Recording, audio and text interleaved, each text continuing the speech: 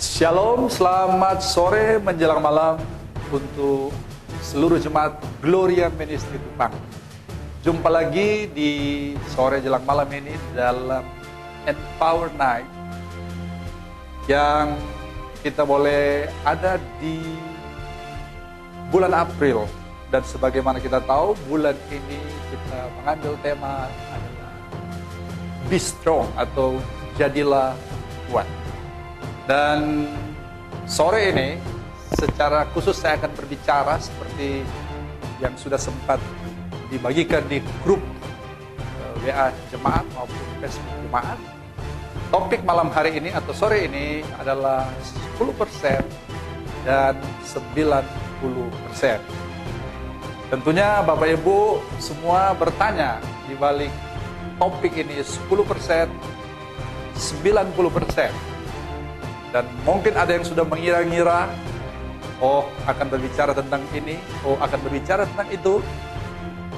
Dan di studio saya juga langsung bertanya kepada Kak Roni, waktu membaca topik 10% dan 90%. Dan Kak Roni menjawab, tepat seperti apa yang saya ingin bagikan kepada seluruh jemaat Tuhan untuk memperlengkapi kita semua di sore menjelang malam hari ini.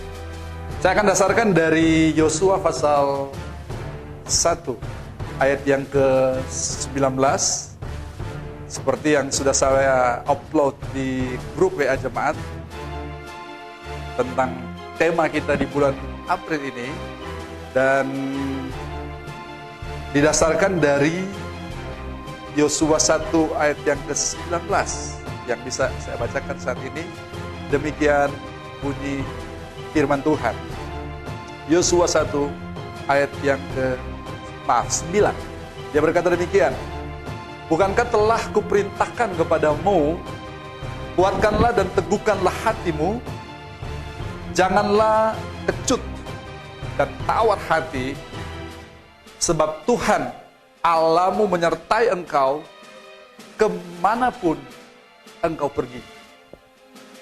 Nah Bapak Ibu yang dikasihi Tuhan, ayat ini merupakan ayat motivasi atau ayat penguatan kepada Yosua secara khusus. Karena firman Tuhan datang kepada dia untuk Yosua memastikan dia kuat, dia teguh, dan apa yang perlu dikuatkan atau diteguhkan daripada hidup Yosua yang kita baca itu adalah justru hati Yosua. Kita tahu bahwa Yosua itu adalah anak rohani daripada Musa. Dan sekarang sudah waktunya untuk Yosua melanjutkan tongkat estafet untuk memimpin orang Israel. Sesudah mereka melewati padang gurun, dan sekarang saatnya untuk Yosua mengambil posisi sebagai pemimpin untuk memimpin orang Israel masuk di tanah Kanaan. Nah Bapak Ibu dikasihi Tuhan, hari Minggu kemarin kita sudah bisa belajar atau kita diperlengkapi tentang bagaimana kunci untuk kita bisa tetap teguh, tetap kokoh di tengah-tengah badai, di tengah-tengah krisis. Badai atau krisis yang terjadi itu di luar jangkauan kita. Artinya kita tidak bisa mengendalikan badai, kita tidak bisa mengendalikan krisis itu terjadi. Seperti pandemi corona, itu di luar daripada kekuasaan kita, di luar daripada kendali kita. Yang kita butuhkan adalah kita harus menjadi pribadi yang kuat. Menjadi kuat ini bukan hanya berbicara tentang kita kuat secara fisik, tapi ketika kita dihadapkan pada keadaan yang sulit, Beberapa orang mengalami goyah. Beberapa orang mengalami kehancuran. Waktu mereka mengalami badai, waktu mereka mengalami masa-masa sulit atau krisis, justru mereka mengalami kekalahan. Nah, kita, Tuhan ciptakan bukan untuk kalah. Tuhan ciptakan kita untuk menjadi orang-orang yang menang. Karena memang sudah menjadi sifat kita manusia adalah pemenang. Seperti yang saya suka gambarkan, pada waktu sperma dilepaskan dari suami dan ada sekitar jutaan sperma yang dilepaskan, maka jutaan sperma itu harus berlomba untuk bagaimana mereka bisa mencapai sel telur duluan, Bapak Ibu. Dan di antara jutaan sperma itu, maka hanya satu yang bisa mencapai sel telur secara pertama atau menjadi pemenang, Bapak Ibu. Yang menang itu adalah saya, Jimmy Mumu. Jadi waktu saya dilahirkan 52 tahun yang lalu, maka orang tua saya menamakan saya Jimmy yang menang. Nah, sejak dari kandungan, kita sudah punya sifat pemenang. Dan sampai kita dilahirkan, sampai kita berada sampai saat ini, maka sifat itu ada pada kita. Maka dari itu Bapak Ibu dikasih Tuhan, lewat malam hari ini, saya ingin untuk membagikan, saya terinspirasi dengan seorang penulis, hamba Tuhan, seorang teolog juga, Charles Swindoll, yang dia punya kata-kata bijak, dia mendefinisikan hidup itu. Versi Charles Swindoll, hidup itu apa?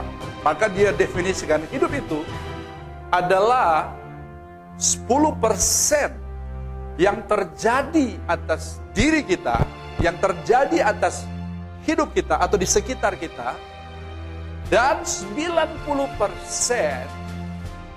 respon kita atau tanggapan kita terhadap apa yang terjadi. Maka dari itu kenapa saya hubungkan dengan ayat dasar pembacaan kita pada malam hari ini di dalam Yosua 1 ayat yang ke-9. Maka Tuhan datang kepada Yosua dan berkata bahwa kuatkanlah dan teguhkanlah hatimu. Dia tidak berkata kuatkanlah dan teguhkanlah kakimu. Karena kita tahu bahwa mereka mengadakan perjalanan yang cukup panjang. Dan organ tubuh yang paling vital waktu mengadakan perjalanan itu adalah kaki kita. Tetapi Tuhan tidak berkata kuatkanlah dan teguhkanlah kaki Yosua. Tapi justru Tuhan katakan kuatkanlah dan teguhkanlah hati. Maka itu yang saya katakan tadi, bahwa menjadi kuat itu tidak terbatas saja pada menjadi kuat secara fisik, tapi juga menjadi kuat secara mental kita, menjadi kuat secara hati kita. Bagaimana kita bisa melalui perjalanan kehidupan kita, bagaimana kita bisa bertahan di masa-masa yang sukar. Jadi kalau Charles Swindoll berkata bahwa 10% itu adalah apa yang terjadi, ya kalau kita identifikasikan itu seperti yang terjadi hari-hari ini. Virus corona itu adalah 10%. Dan 10% ini di luar jangkauan kita. 10% ini di luar kendali kita. Tetapi masih ada 90% yang dimana dikatakan itu merupakan respon kita. Jadi ini yang bicara tentang bagaimana kita bertanggung jawab atas 90%. Karena di 90% itulah yang menjadi bagian dari kita. Itulah yang menjadi domain yang dimana kita dapat mengendalikannya. Jadi dari persentase ini sebenarnya 10% itu hanya sebagai pemicu. 10% itu yang namanya krisis. Ya. 10% itu yang namanya badai. 10% itu yang namanya pandemi corona. Nah, Bapak Ibu, sekarang pelajaran apa yang kita bisa ambil dari 10% dan 90%? Yang pertama, karena 90% itu adalah respon kita. Jadi yang paling menentukan bukan pandemi corona, karena itu cuma 10%. Yang menentukan bukan krisisnya. Yang menentukan itu bukan badainya. Tapi yang menentukan itu adalah yang 90%. Siapa? Saudara dan saya. Kita masing-masing. Jadi 90% itu adalah bagian kita. Maka apa yang harus kita lakukan? Saya ingin bagikan ada 4 hal malam hari ini untuk kita diperlengkapi. Pertama, kita harus ingat bahwa kitalah yang mengendalikan. Bukan krisis, bukan badai, bukan pandemi coronanya, tapi yang mengendalikan adalah saudara dan saya. Kenapa? Karena itu kita punya porsi 90%. Sangat besar. Dan ingat, bagaimana Tuhan ciptakan kita. Apa tujuan Tuhan ciptakan kita? Supaya kita berkuasa. Supaya kita mengendalikan. Supaya kita bisa mengelola. Supaya kita bisa mengatur. Maka dari itu, bahwa apapun yang sedang kita alami hari-hari ini, itu 10% Bapak Ibu. Yang paling menentukan itu adalah 90%. Maka ingat, yang pertama, saudaralah, sayalah, Bapak Ibulah yang memegang kendali. Kitalah yang bertanggung jawab. Kitalah yang menentukan. Kitalah yang memilih. Kitalah yang memutuskan. Kita mau takut, kita mau stres, atau kita mau percaya, kita mau survive, maka kita yang menentukan. Karena kita dapat bagian 90%. Yang memegang kendali adalah saya. I am in charge. Saya yang bertanggung jawab. Sempat saya sudah singgung pada hari Minggu kemarin. Yang kedua, kalau yang pertama tadi bahwa kita tahu persis bahwa kita yang harus mengendalikan. Yang kedua, kita harus memiliki sikap yang benar. Pada waktu kita bersikap yang benar, itu yang menentukan kita bisa survive. Pada waktu kita bersikap yang benar, maka itu yang menentukan kita bisa bertahan, kita bisa berdiri kokoh di tengah-tengah krisis. Masih ingat hari Minggu yang lalu saya bicara tentang ada 2 binatang atau hewan yang Tuhan mengidentifikasikan dirinya seperti kedua hewan. Yang kemarin saya singgung tentang Raja Wali. Kemudian yang kedua itu singa. Raja Wali dijuluki Raja Angkasa, penguasa angkasa. Sedangkan singa dijuluki Raja Rimba atau Raja Hutan. Saya yakin Bapak Ibu sudah pernah melihat wujud singa itu. Apakah melihat langsung atau lewat media yang ada. Tapi kita lihat, singa itu dia bukan yang terbesar. Singa itu bukan yang tertinggi. Singa itu bukan binatang yang terdik. Ya. Singa itu bukan binatang yang atau hewan yang terpanjang atau tertinggi atau terberat. Seringkali kita jadikan alasan bahwa saya orangnya pendek lah. Tidak. Semua itu dimentahkan oleh sifat daripada singa ini. Jadi lihat, dia bukan yang tercerdas atau terdik, dia bukan terberat, dia bukan terbesar, dia bukan terpanjang, dia bukan binatang yang tertinggi. Masih ada yang lebih tinggi dari dia, ada apa? Kuda zebra, Bapak Ibu. Tetapi kenapa dia dijuluki Raja Hutan? Pada waktu seekor singa berhadapan dengan seekor gajah, maka yang ada di dalam pikiran daripada singa ini, mungkin kalau binatang yang lain bertemu dengan gajah, dia langsung melarikan diri. Tapi kalau waktu gajah bertemu dengan singa, maka yang ada dalam pikiran singa ini adalah ini makan siang yang enak. Sehingga pada waktu dia berpikir seperti itu, dari pikirannya langsung dalam tindakan. Sehingga dia langsung maju, dia langsung lompat, dia menerkam gajah dan dia langsung gigit bagian apapun yang bisa digigit. Beda dengan gajah, waktu dia lihat singa, maka dalam pikiran gajah, si tukang makan sudah datang. Apa yang membedakan antara gajah dan singa? Yaitu sikap. Dia punya sikap yang benar, sehingga dia bisa dijuluki Raja Hutan. Nah, Bapak-Ibu yang dikasihi Tuhan, jadi hal yang kedua adalah kita harus memiliki sikap yang benar. Apapun yang kita lakukan itu, kita bukan lakukan untuk manusia, kita lakukan untuk Tuhan. Termasuk di masa-masa sekarang ini, termasuk dalam masa-masa krisis ini, kita melakukan segala sesuatu kita lakukan untuk Tuhan. Karena sikap kita harus punya sikap yang benar. Karena kalau kita lakukan untuk Tuhan, maka Tuhan yang menilai kita.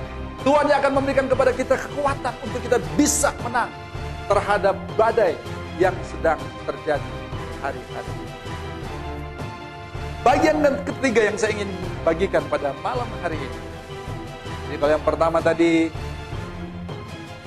apa? Roni? Bagian pertama masih ingat?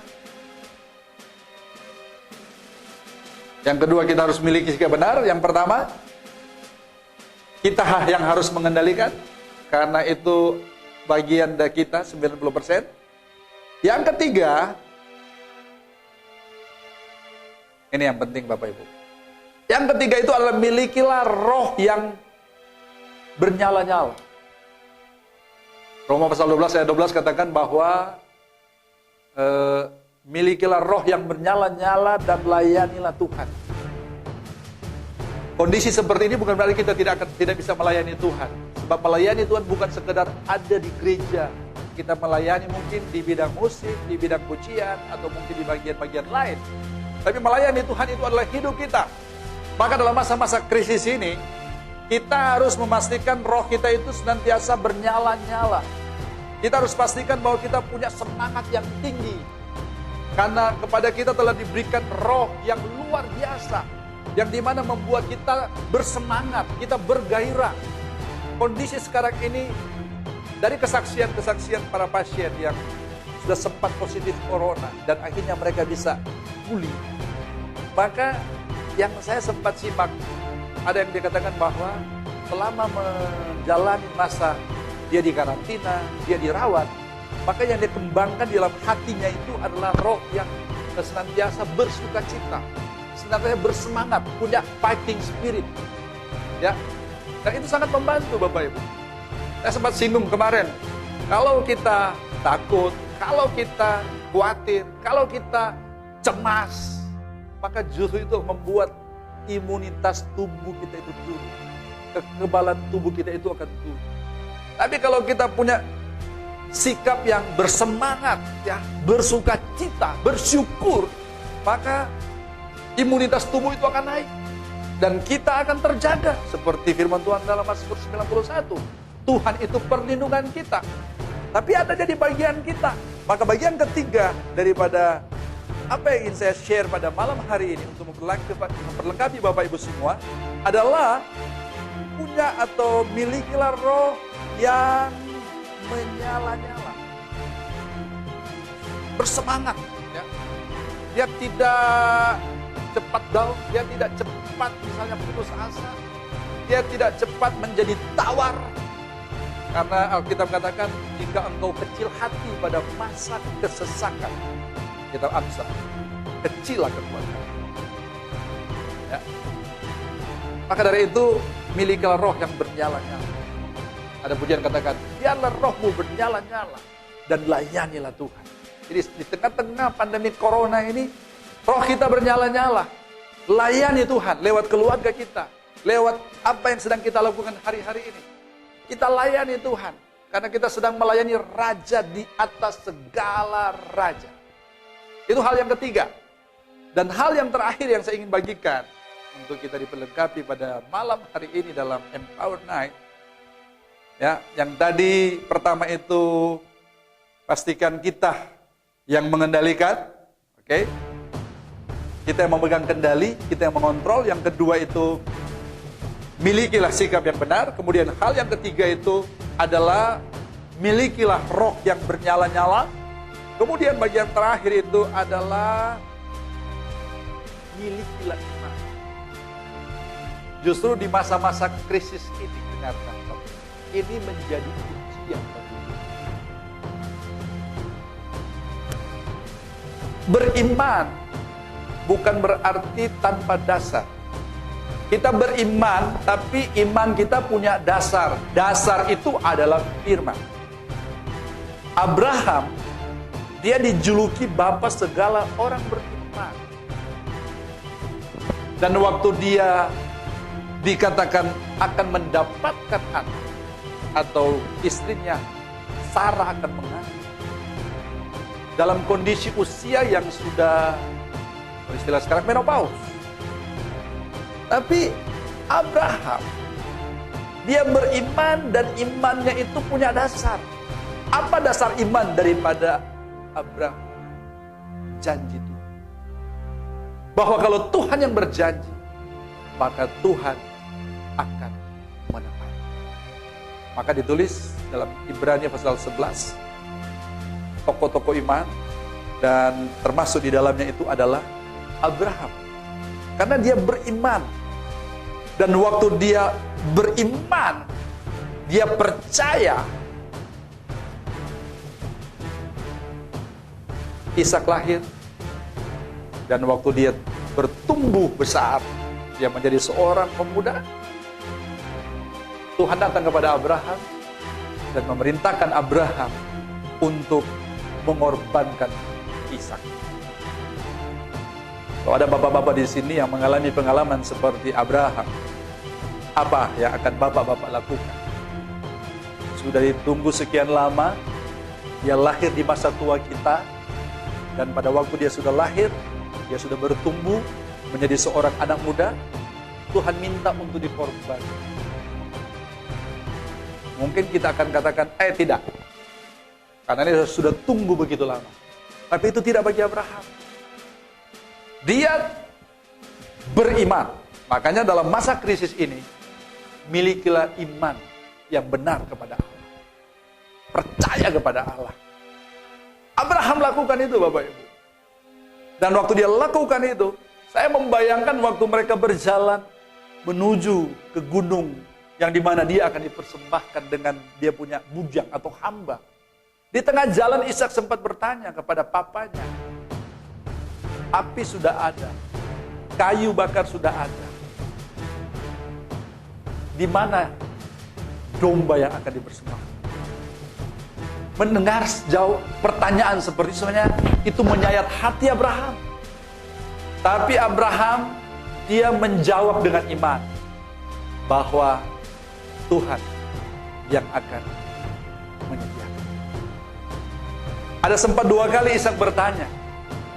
Dan sesudah bertanya itu, mereka sudah tiba di tempat di mana mereka harus mempersembahkan korban.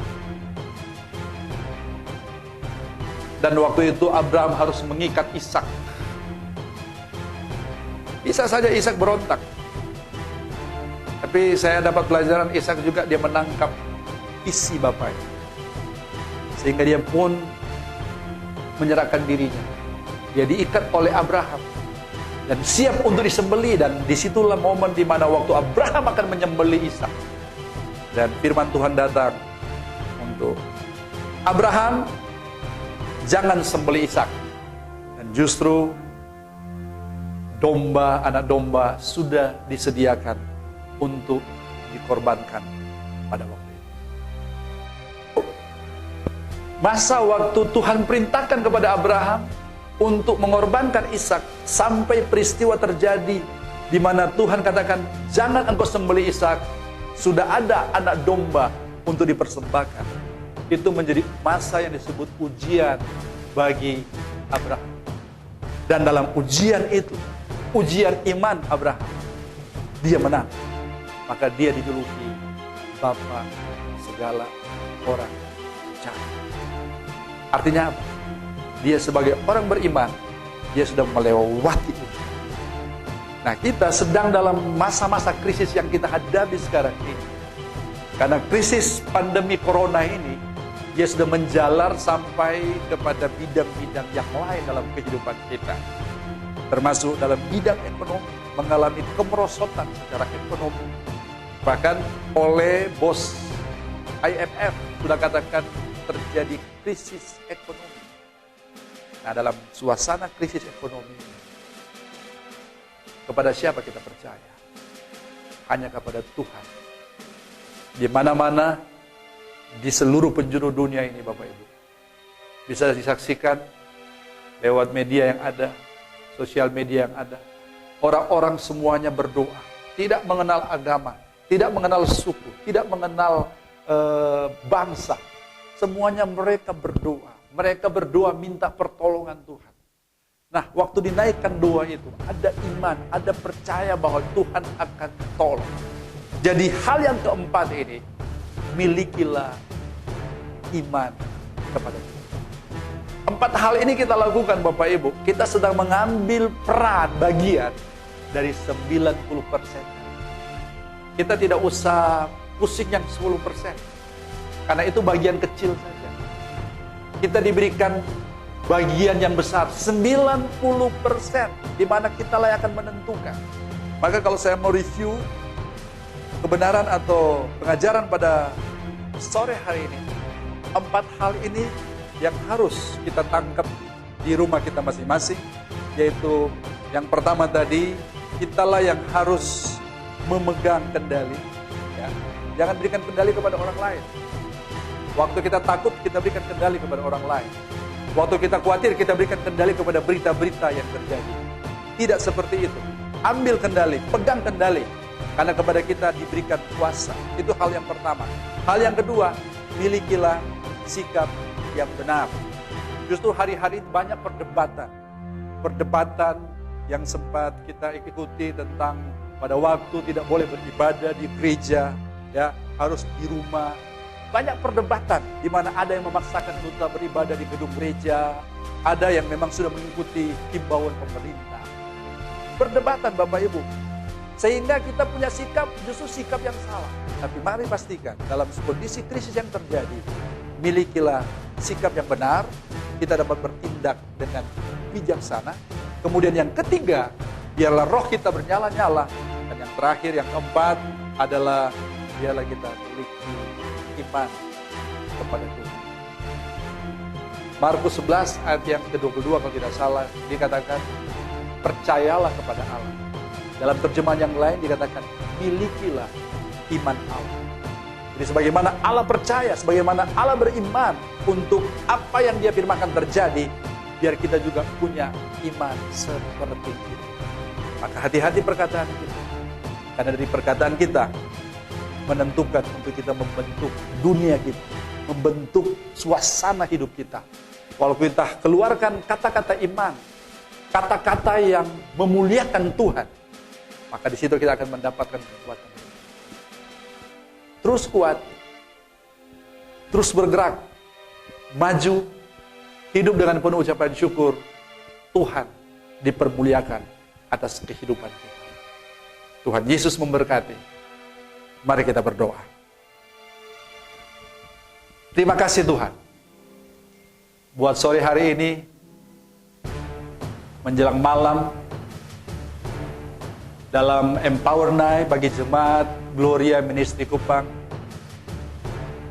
kami boleh diperlengkapi dengan kebenaran-Mu.